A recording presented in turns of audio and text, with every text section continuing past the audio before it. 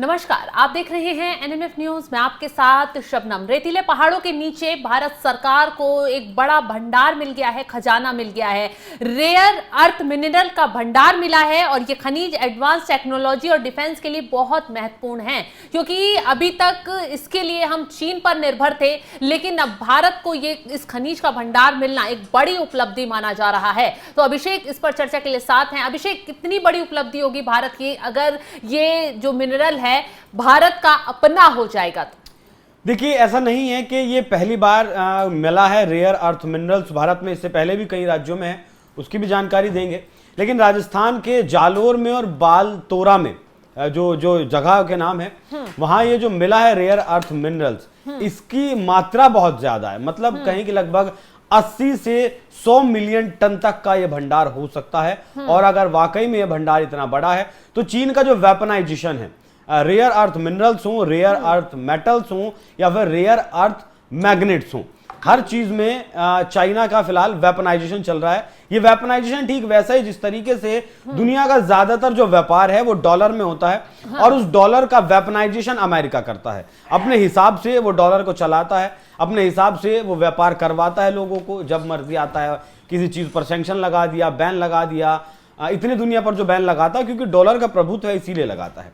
अब चीन की अगर बात करें तो चीन जो दुनिया में रेयर अर्थ मिनरल्स की अगर बात करें तो उनका 61% वो प्रोड्यूस करता है, उत्पादन उसका करता है, मतलब उन्हें रिफाइन करता है।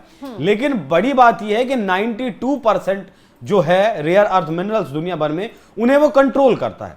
मतलब जैसे चाइना अपना तो 60% 62% उसके पास हो गया, उसके बाद वियतनाम जैसा जो देश है जो पूरी तरीके से चीन के प्रभाव में है, उसके जो रेयर अर्थ मिनरल्स हैं वो भी लगभग चाइना के कंट्रोल में। मतलब बाकी देशों का हाँ, जो एक आंकड़ा अगर मैं आपको बताऊं तो मिनरल्स का जो रिजर्व है वो 4 करोड़ 40 लाख टन का रिजर्व अकेले चाइना के पास है, और 2 करोड़ 20 लाख टन के आसपास का जो रिजर्व है वो वियतनाम के पास है।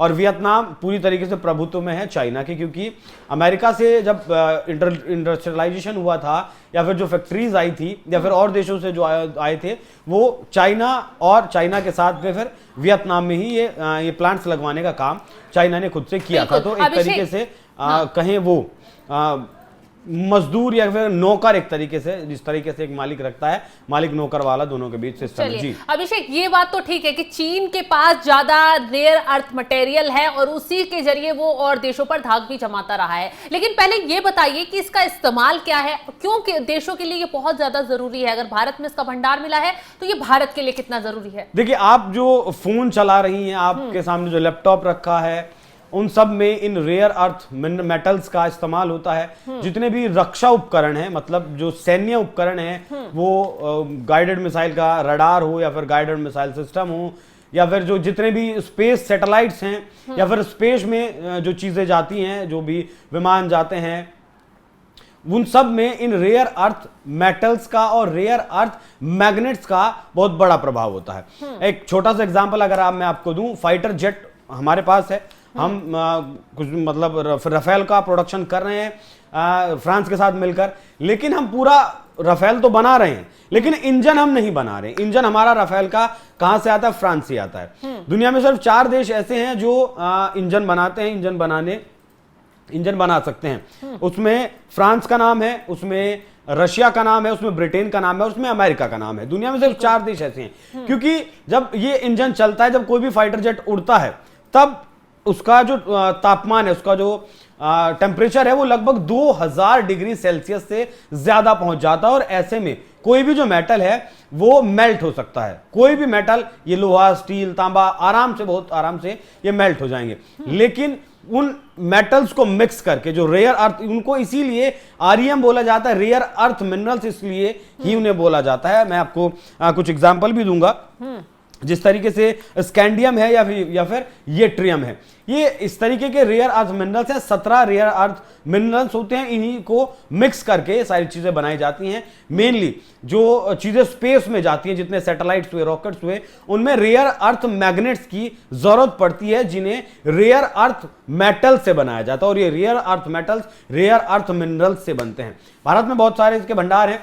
ये आपका लैपटॉप है, फोन है, या ईवी इलेक्ट्रिक गाड़ियां हैं जितनी भी, वो हुई, विंड टरबाइन हुई, सौर, ये जो आप देखती होंगी सौर ऊर्जा की जो प्लेट्स आती है, मतलब जो क्लीन एनर्जी है, वहां भी रेयर अर्थ मिनरल्स का ही इस्तेमाल होता है। तो बहुत जरूरी है रेयर अर्थ मिनरल्स आपको आगे बढ़ने के लिए, आपको अगर आत्मनिर्भर बनना है उसके लिए, भारत को विश्व गुरु अगर बनना है उसके लिए, सबसे जरूरी कोई चीज अगर है तो वो रेयर अर्थ मिनरल्स ही है शबनम। बिल्कुल। हाँ। तो ये जो रेयर अर्थ मटेरियल है बिल्कुल। जो राजस्थान से पाया गया है, हाँ। अगर इसको लेकर काम आगे बढ़ा दिया जाता है तो ये भारत के लिए बहुत बड़ी उपलब्धि राजस्थान में जो मिला है वहां जो जीएसआई का जो कहना है, वो कहना है कि लिथियम, सीरियम और नियोडियम के बड़े भंडार हो सकते हैं, ये ऐसा कहा गया। बाकी यहां राजस्थान में 2024 में ऑक्शन की प्रक्रिया को भी तेज कर दिया है, प्राइवेट कंपनियों को ठेका देने के लिए। राजस्थान की बात हुई। बाकी केरल में भी हमारे पास रेयर अर्थ मिनरल्स हैं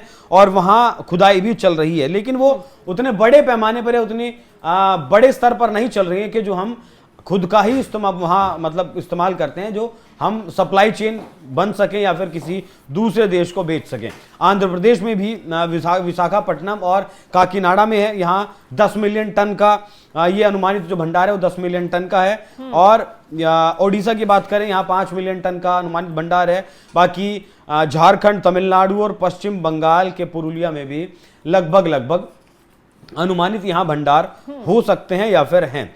लेकिन हमारे पास जो कहें कि प्रोसेस करने के लिए जो इक्विपमेंट्स चाहिए होते हैं वो बहुत सीमित मात्रा में है, इसीलिए हम बहुत ज्यादा रेयर अर्थ मिनरल्स नहीं निकाल पाते। लेकिन अब भारत सरकार की तरफ से ये आश्वासन दिया गया है और ये एक अपना खुद का गोल रखा गया है कि 10,000 टन रेयर अर्थ मिनरल्स हम हर साल अब निकालेंगे। उसके लिए प्रक्रियाएं तेज की जा रही हैं, उसके लिए प्राइवेट कंपनीज को साथ मिलाया जा रहा है, ऑक्शन जो करवाया जा रहा है वो इसीलिए करवाया जा रहा है। देखिए चाइना इतना आगे क्यों है, चाइना के पास इतना भंडार क्यों है, क्योंकि उसने अपना इनोवेशन में पैसा खर्च किया, दूसरे देश पर वो निर्भर ना रहे, इसलिए अपने यहाँ उसने रिफाइन किया और अपने लिए रिफाइन करते करते कब वो दुनिया की सप्लाई चेन बन बैठा, इस बात का दुनिया को अंदाजा नहीं लगा। आज दुनिया का हर देश शबनम चाइना से रेयर अर्थ मिनरल्स खरीदता है। भले ही ये जो डोनाल्ड ट्रंप है वो टैरिफ का कितना भी डर दिखा रहे हो। आपको याद होगा कि 145% टैरिफ लगा दिया गया था ट्रंप की तरफ से चाइना के ऊपर,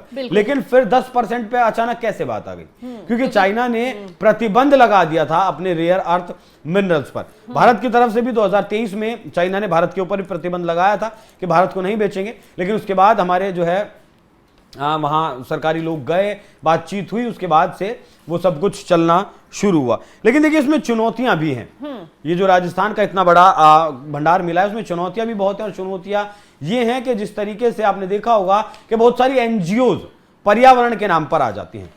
अमेरिका में भी बहुत बड़ा भंडार मिला था, शायद अभी 4-5 साल पहले की बात है, वहां भी खुदाई शुरू हुई थी, रिफाइनिंग शुरू हुई थी, लेकिन ऐसा ब्लूमबर्ग छापता है, अब पता नहीं कितनी सच बात है कितनी नहीं है, कि चाइना ने अपने प्रभुत्व से, देखिए सबनम, जिस तरीके से अमेरिका यूएस एड दिया करता था देशों को अपने प्रभुत्व में रखने के लिए, अपने साथ चलने के लिए, चाइना भी वैसे लोन देता है। वैसे चाइना लोन देता है, महंगी दरों पर देता है, लेकिन जरूरत में देता है तो लोग उसके लिए काम करते हैं। बहुत सारी एनजीओज वहां पहुंची, वो खुदाई आप यकीन नहीं करेंगे बंद करवा दी गई अमेरिका जैसे देश में, और हवाला दिया गया कि पर्यावरण को इससे बहुत ज्यादा नुकसान होगा। देखिए जब कोई काम होगा, कोई इनोवेशन होगा, कोई फैक्ट्री चलेगी, मशीनें चलेगी, तो पर्यावरण को थोड़ा बहुत नुकसान होगा, इस बात को हम भी मानते हैं। लेकिन उससे अगर हमारा देश आत्मनिर्भर बनने की तरफ चल रहा है तो फिर उसमें मतलब बुराई नहीं होनी चाहिए, फिर रोका काम नहीं जाना चाहिए। आपने सीएए के विरोध में देखा होगा किस तरीके से भारत में आर्टिकल छपे, बहुत सारे पत्रकार आकर खड़े हो गए,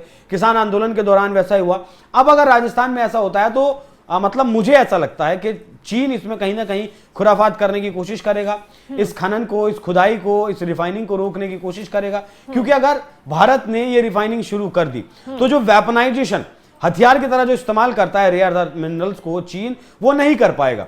फिर जो कीमतें बाजार में, अंतरराष्ट्रीय बाजार में वो इनकी तय करता है, क्योंकि 90% का स्टेक होल्डर खुद है, वो उनकी कीमत तय करता है।